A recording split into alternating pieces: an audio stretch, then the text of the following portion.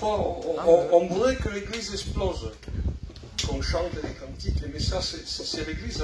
On ne peut pas forcer les gens à dire Amen pour la force. Mais on voudrait ce soir réaliser que nous ne sommes pas dans un théâtre, on regarde le spectacle. Non, on est ensemble. Et la réunion, on l'a fait ensemble. Amen. Et je crois que ce soir, le but de chacun de nous, c'est d'être béni à travers la parole, à travers les chants. Mais on voudrait ce soir disposer nos cœurs. Est-ce que tu veux disposer ton cœur? Amen. Vous savez, je suis venu ce soir, mon cœur est troublé. Ma mère est à l'hôpital, il a presque 80 ans. Vous dites, c'est une femme âgée, mais c'est ma mère à moi. Hein. Ce matin, je suis allé la visiter. C'est grave, hein, il a des soucis. Et quand je suis troublé, je suis fatigué, presque je m'endors. En montant avec la voiture, je m'endormais. Quand sono troublato, m'endormis. Mais ce soir, je suis venu ce soir, malgré ce qui se passe à l'hôpital. Mais moi, je suis là ce soir. Parce que nous sommes des serviteurs de Dieu. Le frère Moïse aussi passe des moments difficiles, mais heureusement que Dieu est avec nous. Amen. Si Dieu ne serait pas avec nous ce soir, il n'y aurait personne là. C'est pas parce que tu dis je suis chrétien, je suis là, non, c'est parce que Dieu l'a voulu. Amen. Et ce soir, il y a un mot pour chacun de nous. Et peut-être que parfois, il y a des soucis dans notre vie, il y a des problèmes, des difficultés. Et on a tendance à baisser les bras, à perdre courage, et en disant parfois, et je sais que tu l'as dit un jour, où est Dieu? Lorsque tu passes des moments difficiles, des moments auxquels tu vois le ciel noir, auquel tu parles avec Dieu, et il n'y a pas de réponse, et tu dis, est-ce que Dieu existe-t-il? Je suis sûr et certain que tu t'es posé cette question. Ouais. Et je peux te dire que Dieu existe. Amen. Et que Dieu est vivant. Amen. Et que Dieu est au milieu de nous. Est-ce que vous le croyez cela? Celui qui le croit, qui lève ses mains. Levez vos mains. Et dites un fort Amen. Amen. Voilà, ce soir, le frère Samuel, il y a quelques mois, qui me dit porte ce message, porte ce message. Ouais. Amen, ce message. Donc ce soir, on va apporter le message que le frère Samuel voulait, mais je pense que porte ce message d'évangélisation. C'est une réunion d'évangélisation, on ne va pas exhorter, il y a de la jeunesse, et on veut ce soir que la jeunesse puisse donner son cœur à Dieu. Amen. Amen. Voilà ce que dira un court verset. La parole de Dieu nous dira ceci, il dira, sans effusion de sang, il n'y a point de pardon. C'est-à-dire dans l'Ancien Testament, pour avoir le pardon de nos péchés, du péché qu'on commettait, il fallait offrir un animal. C'est-à-dire, il fallait offrir un agneau en sacrifice pour avoir le pardon de nos péchés. Et cela se faisait presque tous les jours. C'est-à-dire que lorsqu'on péchait, si par exemple, je péchais aujourd'hui, j'offrais un sacrifice, et je disais, mes péchés sont pardonnés. De nouveau, je péchais le lendemain, il fallait que j'amène un animal en sacrifice pour avoir le pardon de nos péchés. Et cela se faisait tous les jours. Les hommes amenaient des animaux en sacrifice pour avoir le pardon de nos péchés. C'est-à-dire que lorsqu'on amenait, et cela c'était tous les jours, il fallait du sang, un sacrifice pour avoir le pardon de nos péchés. Et vous savez, lorsque on amenait un agneau, c'est-à-dire que lorsqu'on le mettait dans un enclos, et nous dit que les hommes qui étaient là examinaient l'animal, l'agneau. On regardait s'il était boiteux, on regardait ses yeux, s'il était aveugle, s'il était malade, s'il était estorpillé, il avait une maladie quelconque. On ne pouvait pas offrir un animal qui était malade. On regardait sous la laine. S'il y avait une tache, ça n'allait pas. Il fallait que l'agneau soit parfait, sans défaut. Mais avec le temps, on devient religieux. Il devenait religieux. C'est-à-dire qu'on amenait Dieu, parce que Dieu a tout. On amenait des animaux malades et on offrait en sacrifice. On amenait des animaux auxquels ils troquaient, c'est-à-dire qu'on le payait moins cher. Et le Mesavalato, il était en solde, moins 50%. Et on offrait ces animaux. Et il nous dit que Dieu va parler. Et lorsque Dieu parle, il fait un reproche au peuple de Dieu. Parce que Dieu voit parfaitement. Il voit à l'intérieur du cœur, de la vie de l'homme et de la femme. Il voit les fautes, il voit tout, le Seigneur. Et là, on nous dit que Dieu parle. Il dit, vous m'amenez sur l'autel, c'est-à-dire en sacrifice, des animaux et des aliments impurs. Vous m'amenez des agneaux boiteux, des agneaux aveugles, et Dieu ne le supporte plus. Parce qu'il y a de la tricherie, parce qu'il y a des choses qui ne vont pas. Alors, parce que Dieu voit cela, dans une sorte, Dieu se révolte. Je suis un Dieu saint, et vous m'amenez en rebouche, vous comprendrez. Et Dieu se révolte et dit que Dieu reste 400 ans sans parler. Il ne parle plus. Il ne dit plus rien. Parce que son peuple n'est pas un peuple qui est agréable devant Dieu. Il n'est plus agréable. Regardez ce que dira Dieu. Il dira ceci. Il dira dans sa parole, dans le livre des Hébreux, il dira, tu n'as voulu ni sacrifice, ni holocauste, ni offrande, pour offrir à Dieu. Dieu dit, je ne créais plus ces sacrifices. Alors sans ça, il n'y avait pas de pardon. Sans sacrifice que Dieu n'a créé pas, il n'y avait pas de pardon. Il fallait que Dieu approuve ces sacrifices. Mais Dieu ne voulait plus de ces sacrifices. Mais Dieu, dans son amour, il voyait que l'homme était perdu pour l'éternité, en disant, si je reste comme ça, si je reste dans ma position, j'ai raison, hein, j'ai raison de ne plus parler, parce que mon peuple se moque de moi, il ne me respecte plus, il ne fait aucun cas de moi. Et Dieu dans sa bonté, parce que Dieu est amour, et Dieu de tout temps a voulu sauver l'homme de son péché, nous dit que lorsque... J'ai besoin de lunettes, hein. Sans lunettes, je ne vois pas le message. Et il dit qu'il ne voulait plus de sacrifice, mais Dieu, de tout temps, de toute éternité, Dieu a aimé l'homme, malgré ses fautes, malgré sa méchanceté, malgré son orgueil. Dieu a toujours voulu sauver l'homme et la femme. Dieu a voulu du sacrifice, mais Dieu voulait sauver l'homme, voulait sauver l'humanité. Et il savait qu'il s'il restait dans cette fermeté, parce que Dieu est ferme parfois. Si Dieu veut se mesurer à toi, tu ne résistes pas.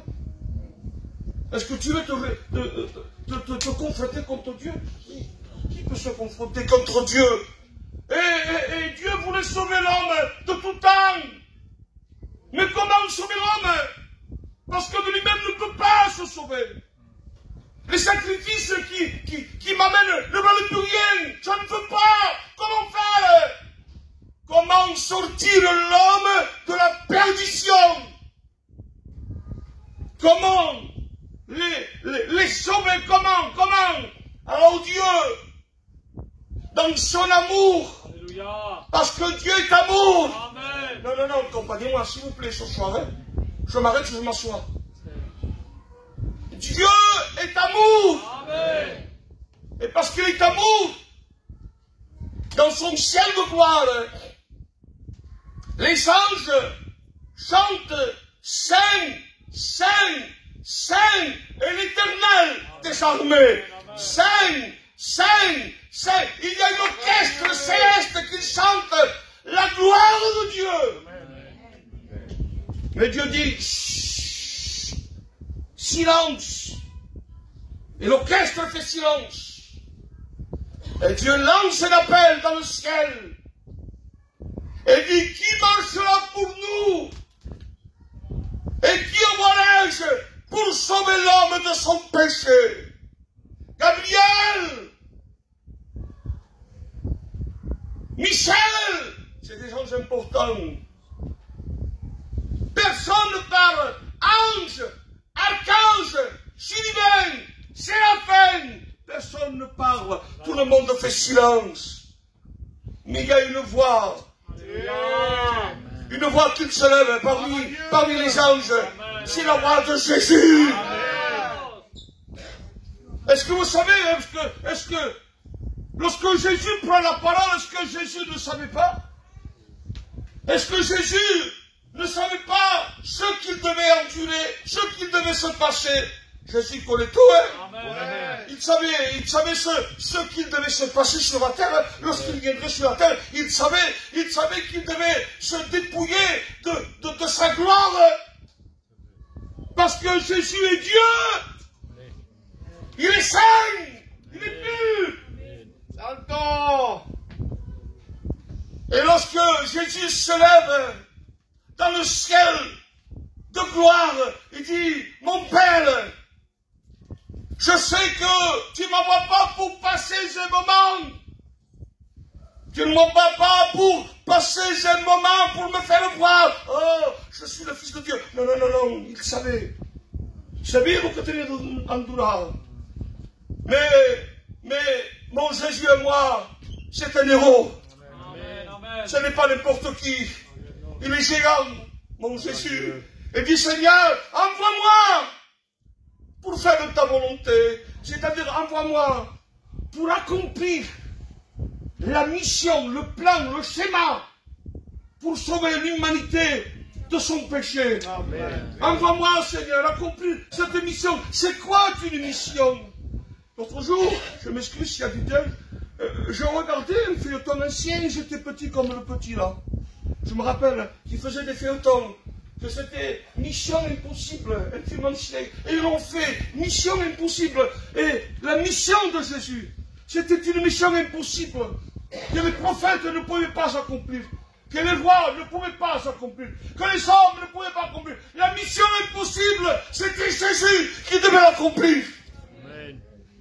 Oui, c'est quoi une mission? Une mission, c'est réussir un plan d'attaque. Lorsqu'un soldat part en guerre, on lui dit, t'as une mission, et il va. C'est ça une mission. Il est venu accomplir la mission de quoi? De sauver l'homme de son péché. Amen. Parce que l'homme était perdu pour l'éternité. Avec ton intelligence, ton savoir, avec ta connaissance, tu ne peux pas te sauver. S'il n'y a pas Jésus, tu es perdu pour l'éternité. Mais ce soir, Samuel, Jésus est au milieu de nous. Amen. Et oui, il a accompli la mission de son Père, c'est-à-dire sauver l'homme de tous ses péchés, de toutes ses fautes. Il est venu accomplir la mission pour sauver l'humanité. Les temps ont passé. 400 ans sont parlés.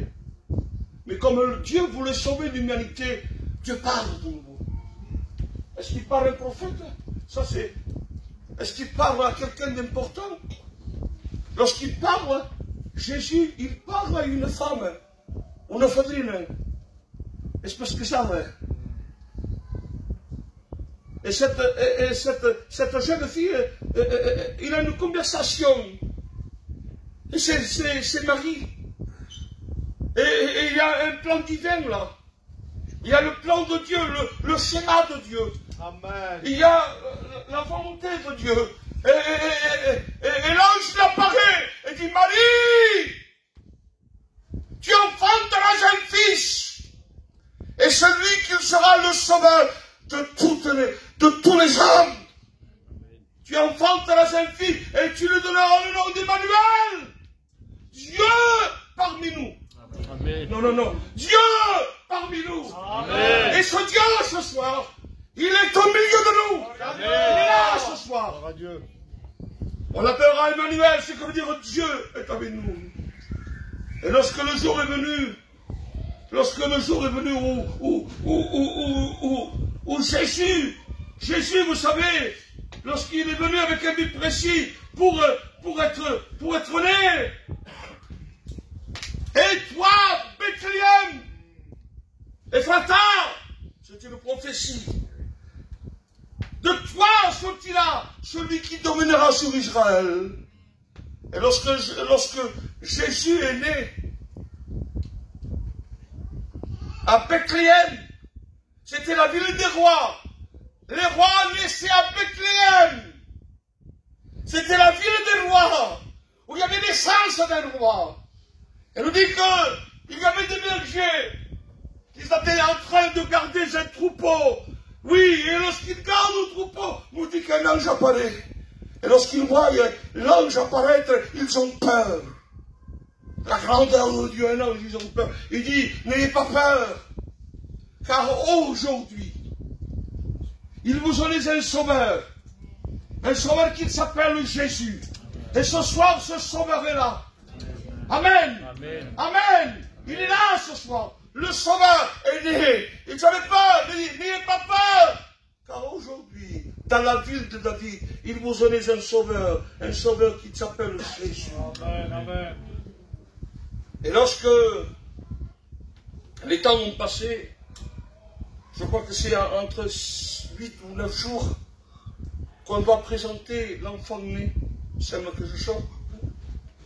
On doit le présenter, c'est la loi de Moïse. On doit accomplir la loi de Moïse. On doit graver dans la chair les promesses de Dieu. Et lorsque on amène Jésus, vous savez, c'est le jour auquel on doit dénombrer le peuple d'Israël. Et tout le monde est là pour se présenter devant les hommes romains, pour inscrire le nouveau-né. Et là, sûrement que lorsqu'il va dans la synagogue pour présenter Jésus, Marie et Joseph, sûrement qu'il y avait beaucoup de femmes avec des bébés. Bon, peut-être 4, 5, 6, mais dehors. Au dehors, il y avait un homme nommé Siméon. Et Siméon nous dit qu'il attendait la consolation d'Israël. Parce qu'il avait la promesse, et nous avons cette promesse, que Jésus revienne. Amen. Il avait la promesse en disant, tes yeux ne se fermeront pas. C'est-à-dire tu ne mourras pas avant d'avoir vu la consolation d'Israël.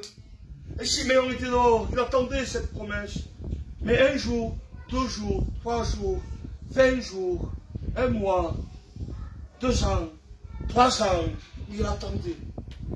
Il attendait la promesse. Ah, il serait bon ce soir que tu attendes la promesse de Dieu. Parce que la promesse de Dieu va s'accomplir sur toi. Amen. Il attendait, il avait cette foi, mais il est dehors. Et il entend un cri d'un enfant qui est en train de pleurer. Et lorsqu'il rentre dans la synagogue, on dirait que je vois Siméon entendre ce cri. Mais c'est un cri différent. Je vois autant qu'on l'autre, mais on avait mes grosses, mes filles, ou mes rocs, mais je n'avais mon bébé. Mais cette voix de ce bébé lui déclenche quelque chose, un déclic dans son cœur. Ce n'est pas un cri normal. Et nous dit que Siméon rentre. Et lorsqu'il rentre, il ne se dirige pas vers une autre femme. Peut-être qu'il y avait beaucoup d'enfants. 4 ou 5 ou 6, je ne sais pas. Le nombre d'enfants qu'il y avait. Mais il ne se trompe pas. Il va direct vers Marie. Et il prend, regardez ce qu'il fait. Il prend Jésus entre ses mains. Et lorsqu'il prend l'enfant Jésus entre ses mains, on dirait que je vois Siméon avec des vieilles lunettes. Il ne voit pas clair. Et là, il commence à regarder l'enfant Jésus. Il commence à regarder ses yeux, peut-être ses yeux étaient marrons, bleus, je ne le sais pas, la Bible ne nous dit pas. Les catholiques disent qu'il y avait des yeux bleus, je ne sais pas moi quelle couleur c'était. Il commence à regarder ses yeux, il dit, oh, que tes yeux sont beaux, Jésus. Lorsque tu regarderas quelqu'un qui a commis un péché, tu ne le jugeras pas. Mais tes regards se poseront sur lui avec un regard d'amour. Le regard de Jésus ce soir n'est pas là pour te condamner. Amen. En disant tu as péché et tu ne mérites pas ma grâce. Non, le regard de Jésus sont des regards pleins d'amour. Il commence à regarder. Baldin gitano, mara per un gitano. E sguardo per un gitano. Claro, lo sto yenge. Come se li uita la bocca dalla scrittura. Il ramonaio petit et poc en ici. Ah, je parle français. D'accord, il y a des voyageurs, c'est bon, frère, n'aie pas peur. Je veux parler français, frère les voyageurs, que Dieu vous bénisse. Il commence à regarder, vous savez, ma petite, il n'y a pas longtemps, elle me suit partout. Il n'y a pas que son jaillou. Alors, si je l'aime de tout mon cœur. Et je regarde sa bouche. Et je dis qu'elle est jolie, ta bouche, ma petite. C'est une bouche innocente. Rien n'a sorti de mauvais. Papa, maman, rien n'a sorti de mauvais. Et la bouche de Jésus. Il commence à regarder la bouche de Jésus. Il fait comme un examen d'un pédiatre. Vous êtes allé à un pédiatre lorsque vous amenez votre enfant, il le regarde de partout. Un examen complet. On appelle ça un examen complet. Il commence à regarder la bouche de Jésus. Il dit de ta bouche, Jésus, ne sortira aucune malédiction. Mais de ta bouche, Jésus, il sortira la bénédiction. Et oui! Regardez quelle bénédiction Jésus a portée.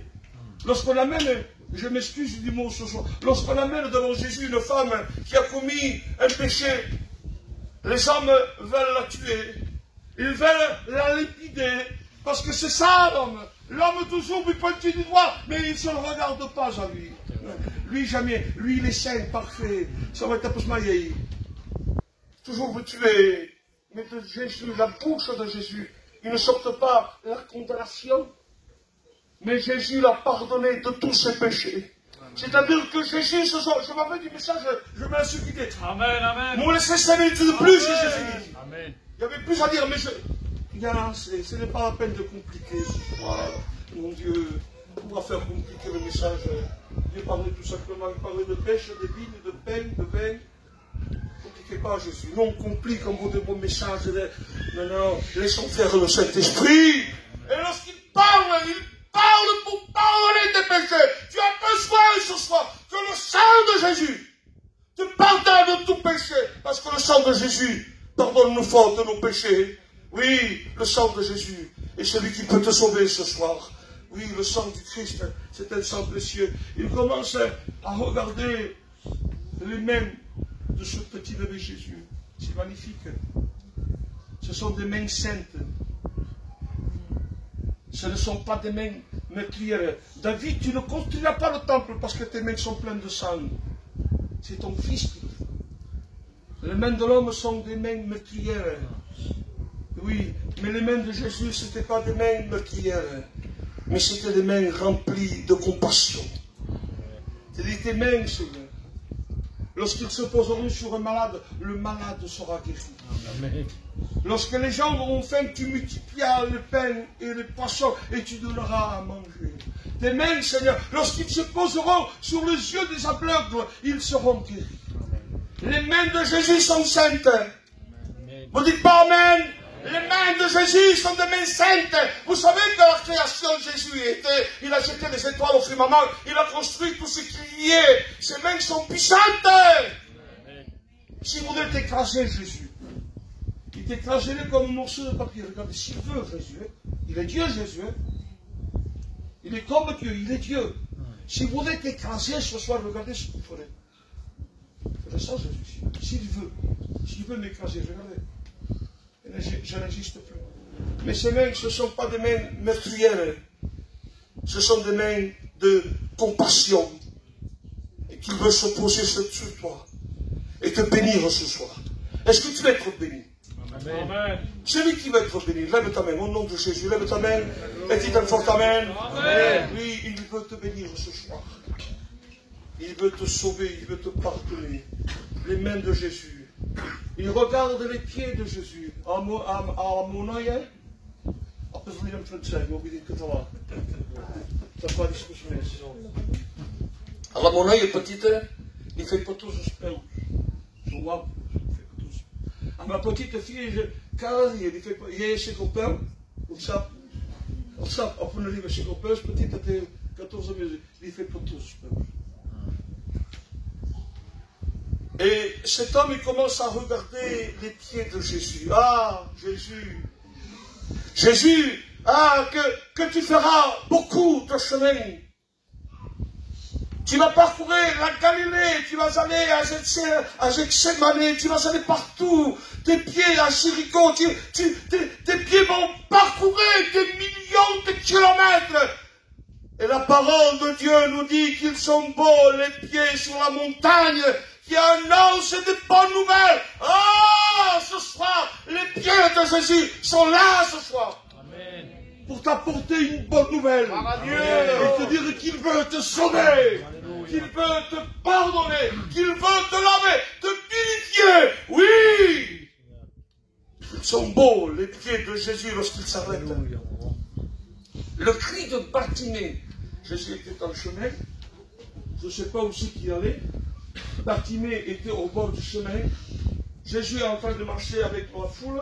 Et on dit que lorsque Bartimée crie, Jésus, Jésus, aie pitié de moi. Rabouni, nous dit que la voix de Bartimée a fait arrêter les pas de Jésus. Est-ce que tu veux faire arrêter les pas de Jésus? Amen.